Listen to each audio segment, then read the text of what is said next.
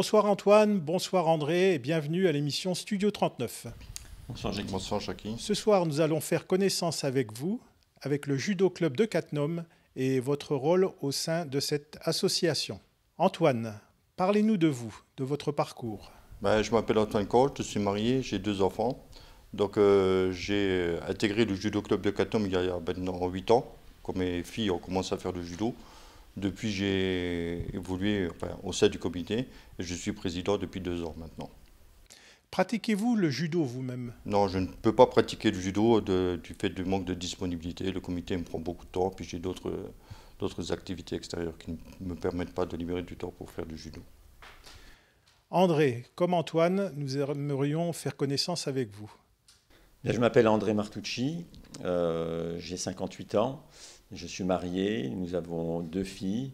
J'ai démarré le judo à l'âge de 14-15 ans, donc c'était en 1969, pour ceux qui se souviennent de cette époque-là, et je n'ai jamais arrêté de pratiquer le judo.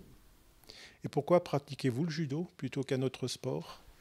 Au départ, c'est venu un petit peu par hasard. Un ami m'y a emmené, et donc j'ai tout de suite accroché avec l'activité, et j'ai évolué pendant toutes ces années dans cette activité. Où et comment est né le judo? La légende, c'est que le fondateur du judo, en observant dans un jardin en hiver certains arbres sous la neige, s'était rendu compte que les branches les plus grosses, les plus solides finalement, cassaient sous le poids de la neige, alors que les plus fines se pliaient, et au bout d'un moment, la neige tombait au sol et les branches se relevaient. Donc elle cédait sous le poids de la neige, et donc cette idée lui est venue effectivement de ne pas résister à son adversaire, mais à céder et utiliser sa force contre lui-même.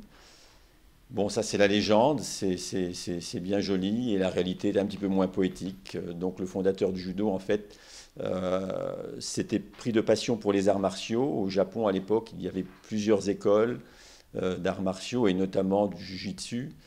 Il a étudié toutes ces méthodes et en a fait une synthèse. Et à l'âge de 22 ans, donc c'était en 1882, il a créé sa propre école qu'il a appelée le Kodokan. Donc littéralement, cela signifie le lieu où on apprend la voie, le chemin. Et donc depuis, le judo a pris un énorme essor effectivement dans le monde entier. Pourriez-vous nous faire l'historique du Judo Club de Cattenom? Le Judo Club de Cattenom a été fondé en 1975. Nous avions à l'époque le dojo, l'ancien dojo. Nous avons intégré le nouveau dojo communautaire rue Saint-Exupéry il y a maintenant 5 ans. Depuis, nous avons cessé d'augmenter les effectifs. Au départ, nous étions peut-être 30 ou 40. Depuis que nous avons intégré le nouveau dojo, nous dépassons largement les 100 judokas. Actuellement, nous sommes 130 licenciés. Ce club de judo est-il inscrit à une fédération? Oui, nous sommes inscrits à la Fédération française de judo. Et pour revenir un peu aux effectifs, il faut savoir quand même qu'un club de judo à 120 licenciés est un très gros club en Moselle. On est parmi les plus gros clubs de Moselle. Où, quand, à quelle heure se font les entraînements de judo? Alors, pour les groupes qui me sont confiés, nous avons le mardi et le vendredi. Le mardi et le vendredi, il y a 3 groupes d'entraînement. Les plus petits qui commencent à 5 heures, de 5 heures à 6 heures. Donc ce sont des enfants qui ont 6 et 7 ans. Ensuite, on a un groupe avec des jeunes de 8 à 11 ans, donc de 6 heures, 18 heures à 19h15. Et ensuite, on a les adultes, donc ceux qui ont 12 ans et plus, jusqu'aux plus anciens, de 19h15 à 20h30. On a également un groupe d'entraînement le mercredi de 17h à 18h30, où là, on a un cours, on va dire, à la carte, où les gens viennent pour travailler de façon spécifique ce qu'ils ont envie de travailler. Je suis là, présent sur le tapis, bien évidemment, pour conseiller chacun et lui permettre d'avancer à son rythme. Nous avons également des cours pour l'éveil judo, qui concernent donc les petits de 4 et 5 ans. Donc ça se déroule toujours au judo, à la salle, au dojo communautaire. Donc c'est le mercredi matin de 9h45 à 10h30 et de 10h30 à 11h30. Nous avons également des cours d'Iaido, qui est une des disciplines du judo, qui se déroule donc le lundi et le jeudi de 12h à 13h et le jeudi de 18h à 19h30. Ces cours sont pratiqués par Eric Avez, notre deuxième entraîneur. Qui peut pratiquer le judo? Tout le monde. On démarre à partir de 4 ans pour les plus petits, en tout cas chez nous, des groupes de 4 et 5 ans. Et ensuite, je dirais, il n'y a pas de limite. Il n'y a aucune limite. Chacun peut travailler à son rythme. Vous voyez régulièrement des anciens de 70, 75, 80 ans qu'on peut voir sur les tapis. Alors bien évidemment, c'est plus au même rythme, c'est plus la compétition. Mais on peut pratiquer, on peut bien évidemment pratiquer. Et comme vous le disiez tout à l'heure, finalement les gens utilisent la force de leur adversaire et je pense que c'est ouvert pour aussi les femmes puisque il me semble que le judo utilise la force de l'adversaire pour... Tout à fait, tout à fait. Donc tout le monde, comme je le disais, de 4 à 80 ou plus de 80 ans, les hommes comme les femmes. Il y a des compétitions également pour les féminines. On a eu quelques championnes du monde récemment au mois d'août pour les derniers championnats du monde à Paris. Il y a des compétitions, même des compétitions, je dirais, pour les seniors. Il y a des compétitions pour les handicapés. Donc on accueille vraiment tout le monde. Il n'y a aucune réserve. Les judokas de Cattenom font-ils des compétitions? Alors oui, bien évidemment. Donc on a la quasi-totalité des jeunes qui pratiquent la compétition. Nous organisons nous-mêmes à Cattenom des compétitions. Cette année, il y a eu une première rencontre par équipe de Benjamin qui a réuni une douzaine de clubs de Lorraine, puisqu'on a des clubs qui sont venus de la Meuse également. Nos compétiteurs sont appelés à différents tournois organisés par les clubs de la région et on participe également aussi à des compétitions officielles. Championnat de Moselle, championnat de Lorraine, effectivement. Non, on est vraiment impliqué dans cet axe-là qui est un des axes du judo, qui est effectivement le judo de compétition. Et dans ces compétitions, quelles sont les performances obtenues par Cattenom? Alors, la saison dernière, on a eu plusieurs titres de champion de Moselle et un titre de champion de Lorraine. Cette année, nous avons également plusieurs titres de champion de Moselle à notre actif. Et les championnats de Lorraine sont pour bientôt, puisque nos compétiteurs, en tout cas 5 d'entre eux qui ont été sélectionnés et qui ont gagné leur billet pour ces championnats, vont participer le 19 mai à Pont-à-Mousson aux épreuves du championnat de Lorraine. On a bon espoir d'avoir quand même quelques podiums et pourquoi pas retrouver un titre encore cette année. Comment se passe le passage de grade? Alors le passage de grade se passe au club. C'est le professeur qui, au vu du comportement, j'insiste sur ce terme, sur le comportement, et bien sûr sur la valeur technique et combative des jeunes, qui décerne les grades jusqu'à la ceinture marron, donc de la ceinture blanche jusqu'à la ceinture marron.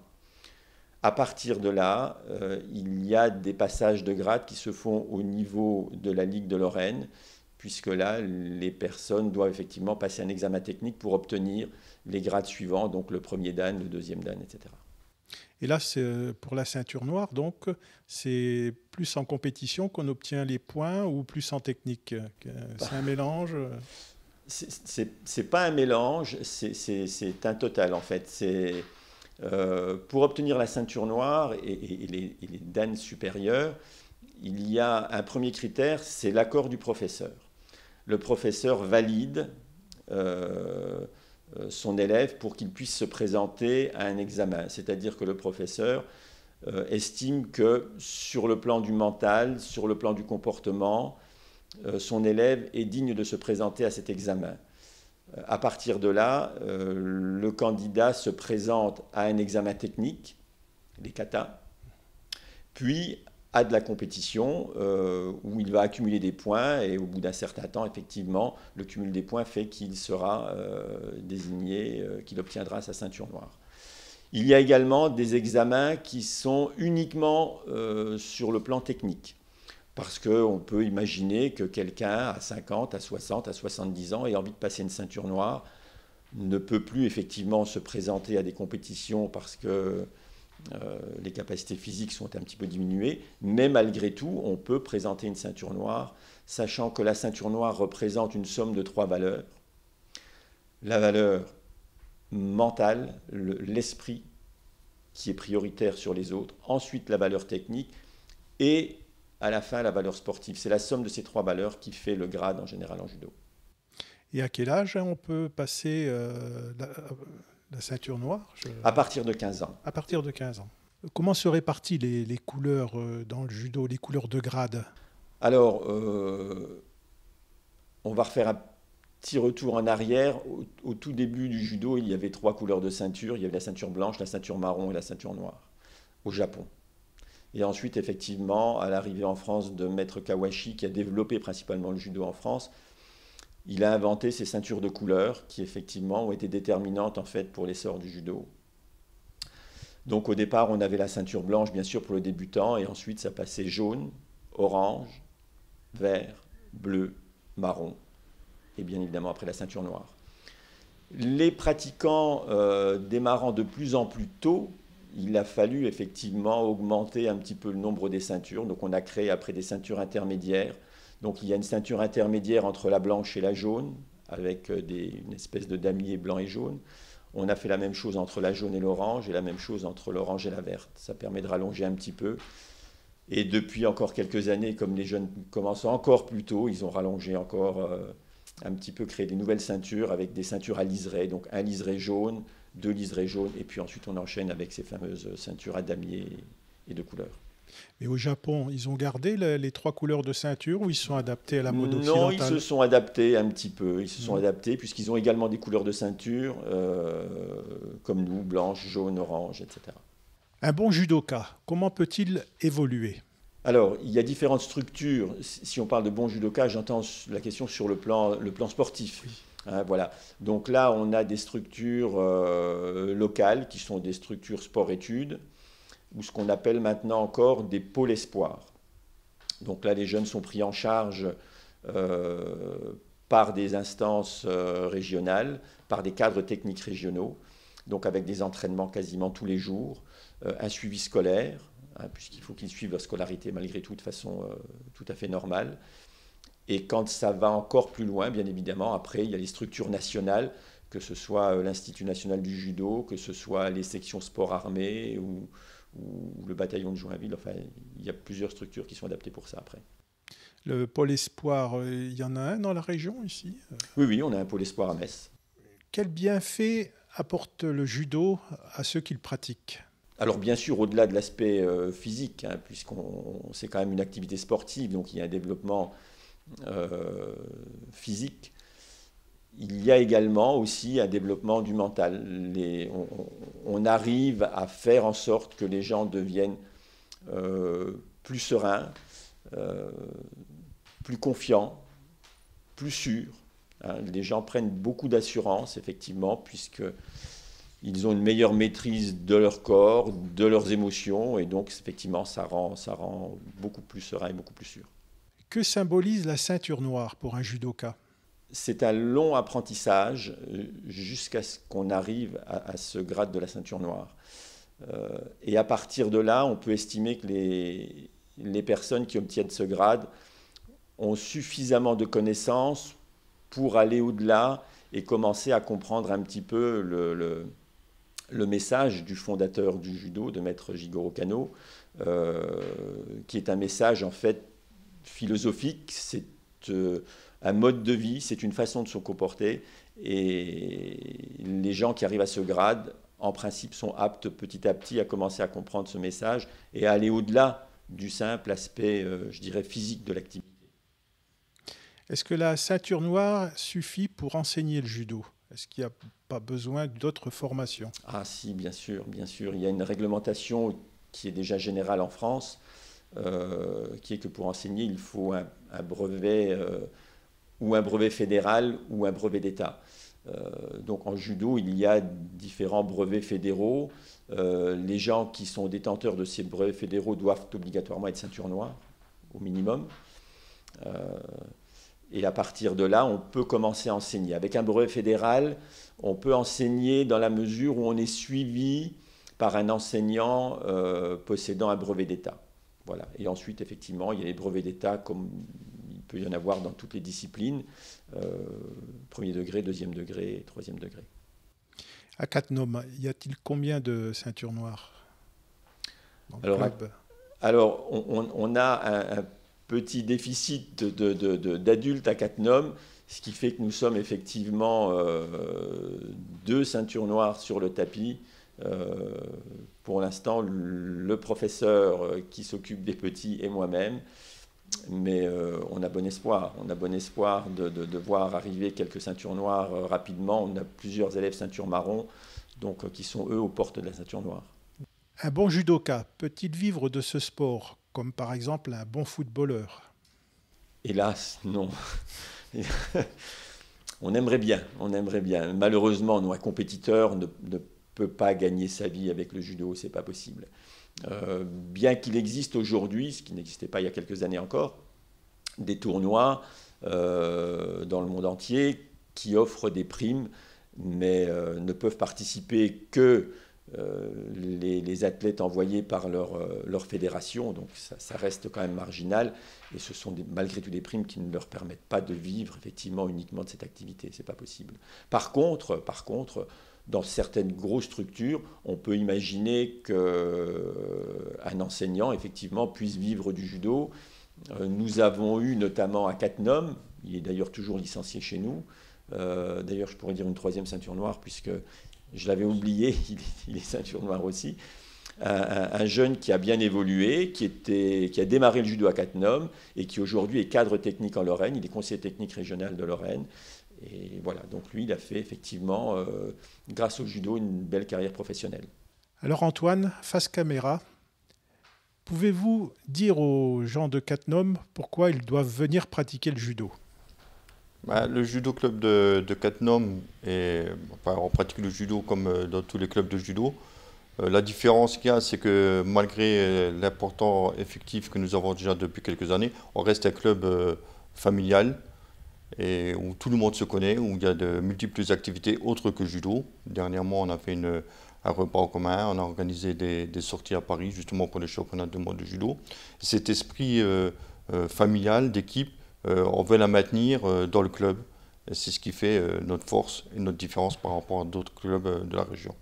Et vous, André, face caméra, en complément de ce que nous a dit Antoine, dites-nous pourquoi les gens de Cattenom doivent venir faire du judo. Eh bien, je leur dirais de venir faire du judo parce que le judo est un art martial qui est riche, qui est porteur de valeurs, qui est porteur de ces valeurs qui vous font avancer dans la vie et qui vous permettent de devenir meilleur. En plus, nous avons la chance d'avoir à Cattenom de magnifiques installations. Nous avions une ambiance tout à fait sympathique dans nos cours. Alors voilà, passez nous voir, venez essayer. On aura beaucoup de plaisir à vous recevoir. Merci Antoine et merci André pour votre participation à l'émission de Studio 39. Merci à vous, Jacques. Merci de nous avoir invités. Bonsoir. Bonsoir. Bonsoir.